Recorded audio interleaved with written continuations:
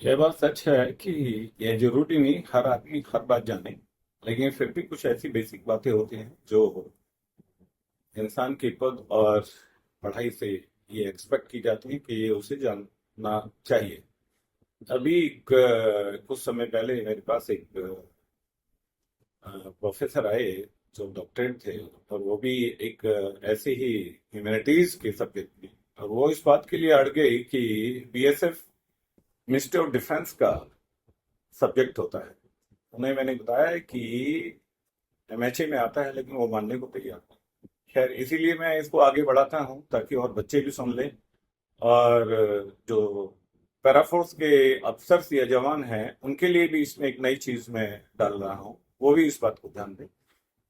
देखिए कि पैराफोर्स अब नहीं बोलते हैं, सीएपीएफ बोलते हैं, central armour reserve police force. MHA में आता है। ये 6 कजन्स हैं, जिसमें सीआरपीएफ और BSF, SSB, CISF, ITBP and Assam rifles.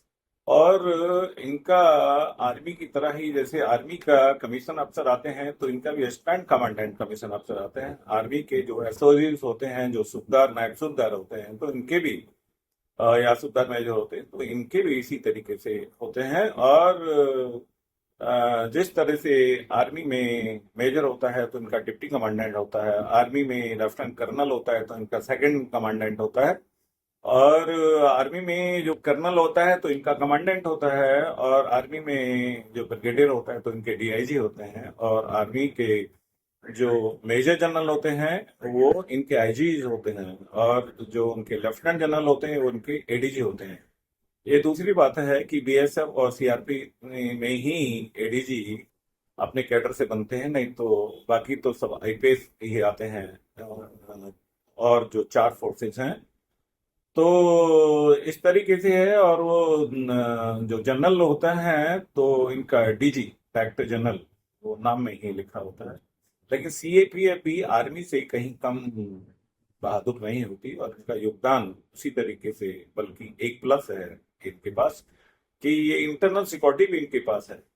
SSB, ITBP, BSF तो आपको दिख रहा है कि वो बॉर्डर पे भी लड़ती है, बॉर्डर पर भी, और उसके साथ साथ ही इंटरनल सिक्योरिटी में भी ये पूरा अपना काम देते हैं।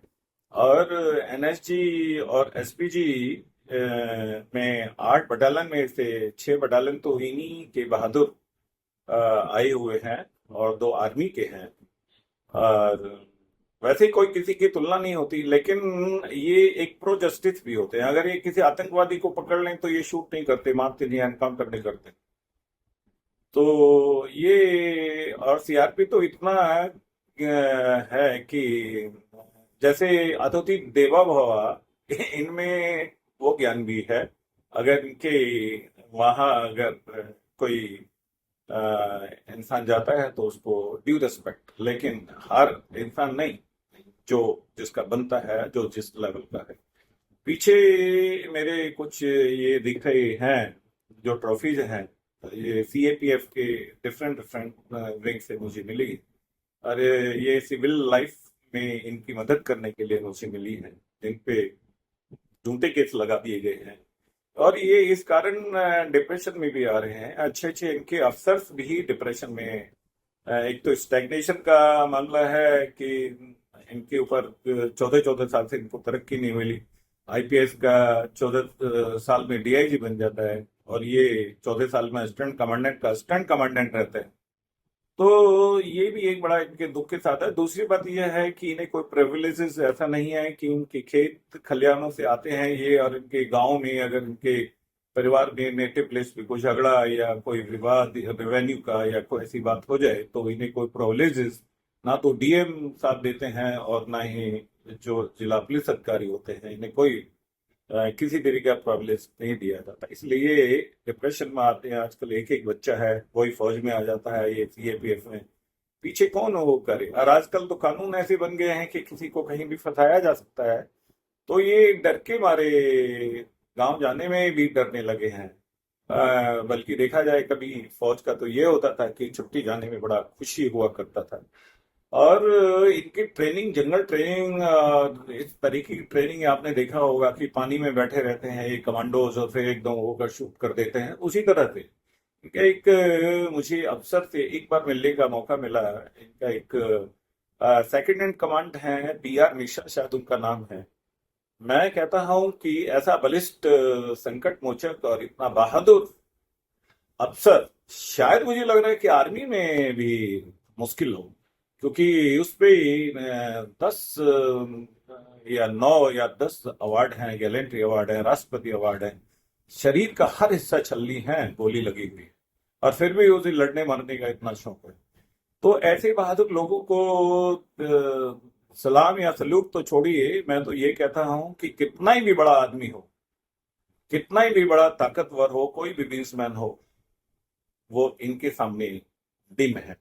और स्टेट पुलिस की इंस्टेंस पर ये काम करते हैं।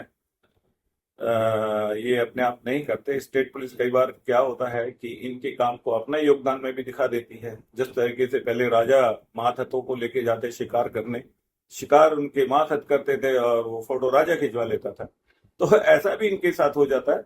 और ये बहुत बहादुर, बहुत बहादुर, और मैं इनको सल्यूट करता हूँ।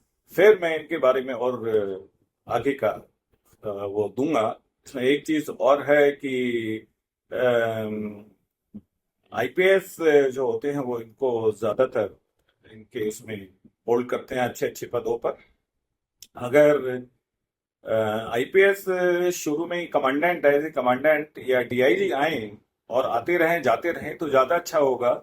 नहीं तो सीधा इनका IG या DIG ADG जब IPS आ जाते हैं तो उसमें 2 साल उनको काम समझने में लग जाता है, टाइम वेस्ट होता है और कोऑर्डिनेशन भी उनका नहीं बन पाता अच्छी तरह। तो यही है। बाकी जय हिंद।